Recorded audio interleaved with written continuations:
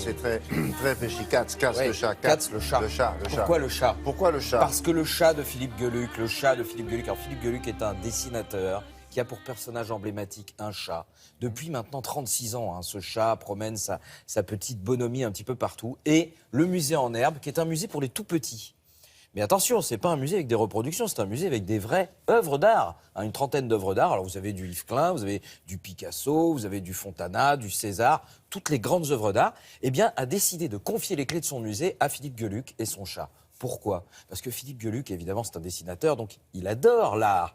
Ce sont ses pairs, donc il les a étudiés à l'école, etc. Et donc là, il s'est dit, si on me laisse une carte blanche, je peux prendre n'importe quelle œuvre très connue et je peux, moi, faire mes bêtises avec mon chat. Est-ce qu'il y a une démarche un peu pédagogique pour les enfants ou pas? C'est extraordinaire parce que les enfants, du coup, on les attire avec le chat en disant, venez, c'est facile, c'est une bande dessinée, c'est rigolo. Et en même temps, derrière, en contrebande, on arrive à leur glisser de l'art. Et du coup, ils sont là comme nous, on les voyait, ils sont comme ça, ils écoutent parce qu'il y a des conférenciers, des conférencières, évidemment, qui sont au musée en herbe et qui accueillent les classes, les groupes ou vos enfants, tout simplement.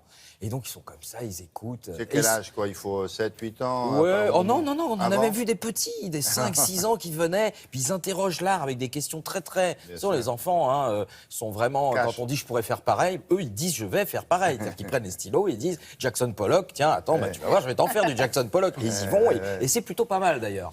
Mais ce qui est intéressant là-dedans, dans cette histoire, c'est de voir le décalage qu'a eu Philippe Geluck et ce qu'a produit sur lui des grandes œuvres d'art.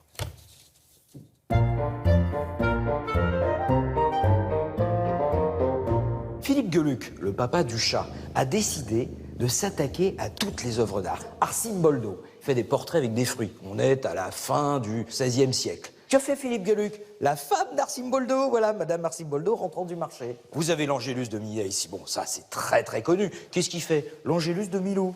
Même la Joconde, il a décidé de mettre ses grosses pattes dessus. Regardez. C'est clair qu'il y a quand même un petit peu moins de mystère. Hein.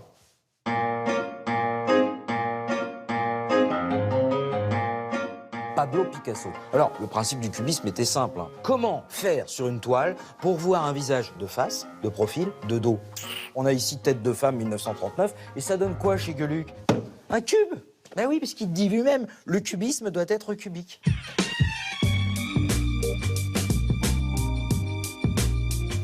Dans les années 60, Yves Klein décide de faire des monochromes. Monochrome, c'est quoi? C'est une peinture avec une seule couleur. Il va inventer un pigment qu'il appelle l'IKB, International Klein Blue. Et c'est le bleu parfait. Alors avec ça, il va faire des peintures, des sculptures. Et puis qu'est-ce qu'il fait, Geluck? Eh ben, il écrase des schtroumpfs au rouleau compresseur. Voilà. Remarquez, c'est un Belge qui écrase un Belge. Ben oui, parce que les schtroumpfs, c'est Peyo. Hein, Peyo, il est belge et Geluck aussi. Alors entre compatriotes, on peut s'écraser puis faire de la rigolade. Oui, parce que le Belge aime bien faire de la rigolade. Et je vais vous dire, c'est pour ça aussi qu'on les aime bien.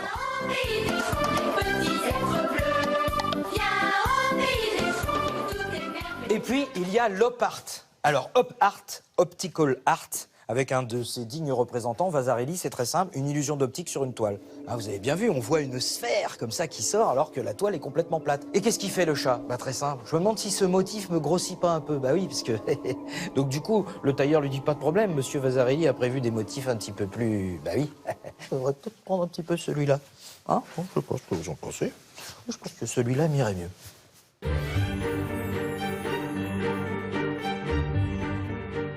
Et puis, il y a César. Alors, César fait partie d'un groupe, les Nouveaux Réalistes, et donc il est bien connu pour ses compressions, à qui on doit le fameux prix, le César. Donc, qu'est-ce que fait Geluck? Tadam!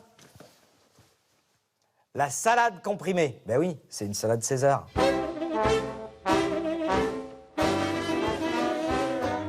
Et pour terminer, Michel-Ange a bien eu raison de choisir les plafonds, parce qu'au moins, comme ça, on passe pas son temps à lui marcher sur la gueule. J'adore marcher sur le chat.